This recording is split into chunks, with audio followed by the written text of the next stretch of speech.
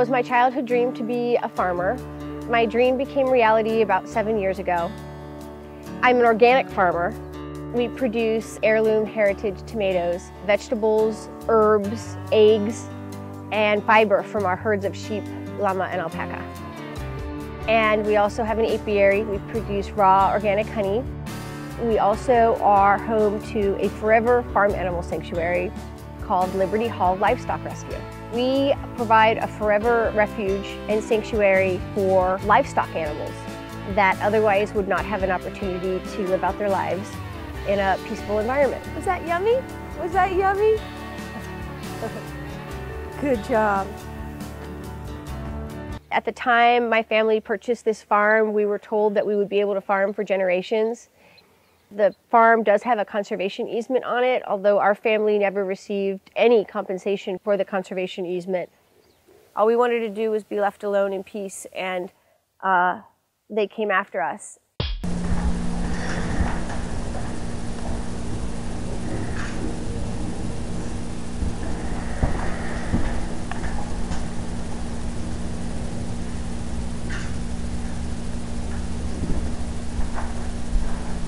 I'm asking you if I can look in here. What exactly would be in there that you would need to see? I have no idea what's in there. Okay, but I'm just wondering in terms of the conservation easement language, how it's written. What is it exactly that you're looking for? We are looking for evidence of whether or not this is being used as a residence. Okay, that's what's in the easement. And you need to look in closets. Why don't you look in the refrigerator too? I'm really not. Look, I don't want to get into an argument about this. I'm asking if I can look in the closet. It's a yes or no question. I don't know. I have to find out if you're permitted to look in a closet. I'm permitted to inspect the interiors of the interiors, which you're doing. We're giving you full access to wherever you want. Except for the closet. Okay. You're telling me it's a closet. If it's a closet, is there a reason is there something in it that I can't see? Well, it has to do with individuals' personal rights and property rights, and you're permitted to come in and look in the structures to see if there's a, this is exactly the way it was I'm glad that you're saying that.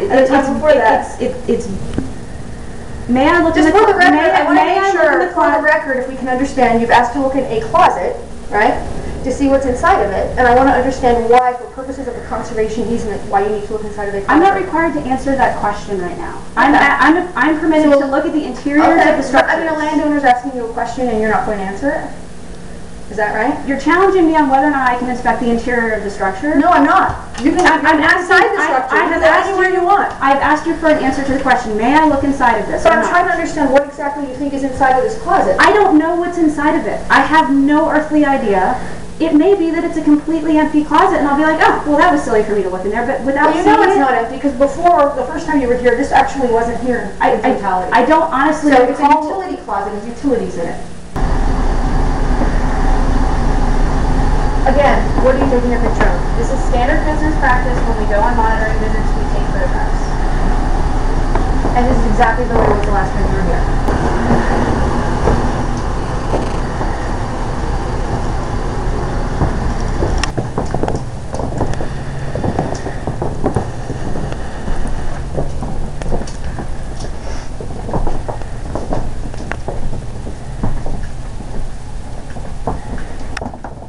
PEC claims that Martha Bonita has refused the PEC access, yet there is hours and hours of video showing hostile, abusive inspections of PEC photographing the personal private belongings of the Bonita family and police-like inspections without a warrant or authority.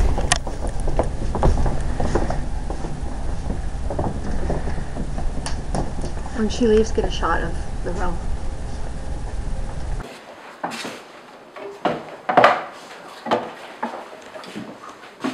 Stink bugs everywhere. Notice how there aren't as many over there. It's because I have all the chickens, so they seem to eat them.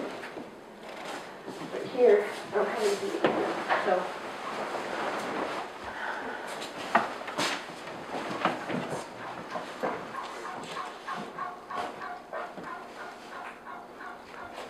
Did you still want to go and inspect the stalls while you're here? I would like to look at these. You mean the stalls? Mm-hmm. You want to inspect the stalls? I would like to walk downstairs.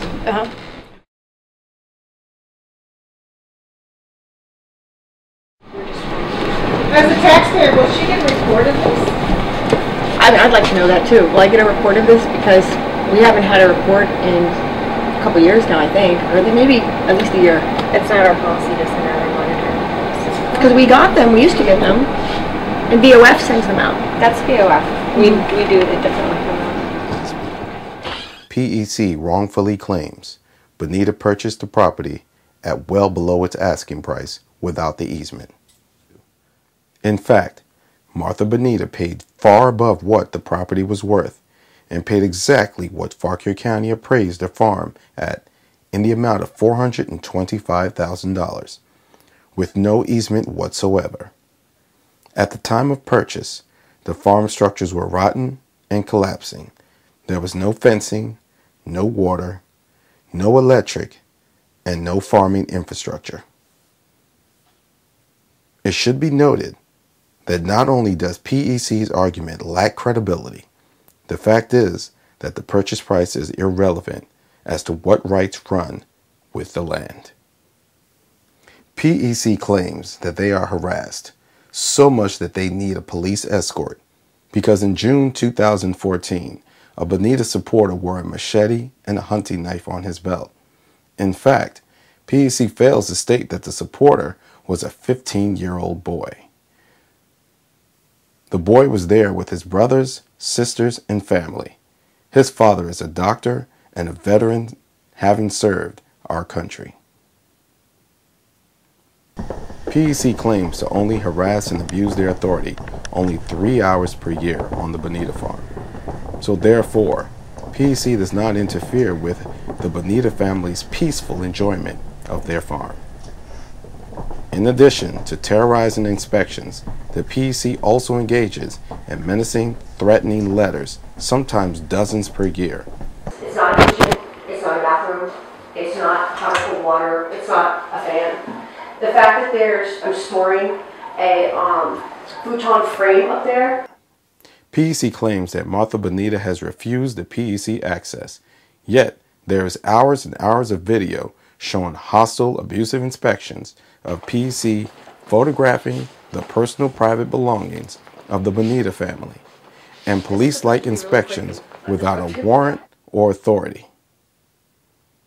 PEC blatantly lies by stating PEC has not attempted to convince county officials to cite PAA with the zoning violations.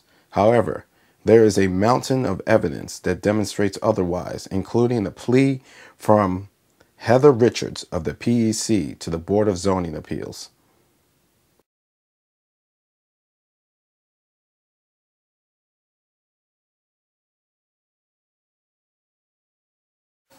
My name is Mark Fitzgibbons. I'm a lawyer and I live about 10 miles from Martha Bonita's farm. It is a beautiful location, but before Martha acquired it, the property looked abandoned and depressed. Martha brought life and joy to this property. Martha's organic plants and the multiple species of farm animals living peacefully among each other give the farm a Garden of Eden quality. Each farm should be a unique reflection of its owners. The purpose of conservation easements surely must not be to enforce someone else's rigid, narrow views of what a farm may be. Today, the Virginia Outdoors Foundation has graciously provided this hearing that will have ramifications for conservation easements affecting property, animals, and people. My written comments submitted previously focused on the need for consequences or remedies when conservation easement holders abuse their authority to harass, trespass on the rights of farmers such as Martha. Comments submitted by the PEC's Richmond law firm, on the other hand, complain that Martha has last century conveniences at her farm such as bathrooms, a stove, refrigerator, washer, dryer, even a futon, wooden chairs, and tables. The PEC astonishingly complains about the location of a water heater. The facilitation of hot running water and those other amenities, they say, are indicia that Martha is somehow violating the terms of the easement. The easement contemplates that Martha may engage in commerce at her farm where she once sold eggs, herbs, organic vegetables, and nifty items such as emu feather necklaces. That is, until the coordinated harassment of her began. Most of those last century items about which the PEC complains are considered necessities for less muddy businesses with customers. But with Martha's 200+ rescued farm animals and a no-kill environment, this is about more than just the square feet of a people facility or basic farm commerce. What anyone with farm animals knows, especially rescues that were often rejected or abandoned by prior owners because of expensive medical issues, is that animals need on-the-spot medical care. Refrigerated medicine, sterilization, bloody towels, muddy clothes, and long, long nights where one may need a nap near their animals are part of farm life. The PEC complains about last-century items that aid birthing and other basic farm animal medical care. Their complaints, I respectfully suggest, make the PEC objectively unfit for holding an easement at any farm. One of the PEC's inspections was accurately captured by journalist Kevin Mooney in an article at the Daily Signal. I was there. That inspection was preceded by a letter from Martha's lawyer cautioning the PEC not to exceed its inspection authority. One of the inspectors, a lawyer, nevertheless admitted he did not know the limitations of his inspection authority, as the Daily Caller or the Daily Signal reported. That facilitates a form of trespass under color of conservation easements. Property owners need clear remedies for such abuses.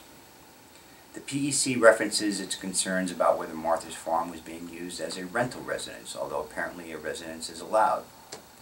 The PEC also denies collusion with Fauquier County government on this and other farm issues. Emails of a Fauquier County official who previously sat on the PEC's board shows that he was active in the county's harassment of Martha. This official was also aware of an IRS audit of Martha before she received notice of it. Tax Code Section 7213 says unauthorized disclosure of audits is a civil law violation and criminal for intentional disclosure. The IRS audit demands conspicuously mirrored issues at the center of the complaints by the PEC in Fauquier County. These facts raise serious questions. To conclude, Martha bravely exposed that conservation easements may come with 1. Complaints about how farmers should facilitate hot running water, trespass under color of easement authority, collusion with government, and even the specter of an IRS audit. In an atmosphere without remedies, abuses are allowed to proliferate. The law of conservation easements needs remedies for abuses by easement holders. I hope the VOF will consider supporting changes in the law of conservation easements to let property owners protect themselves. Thank you for your time.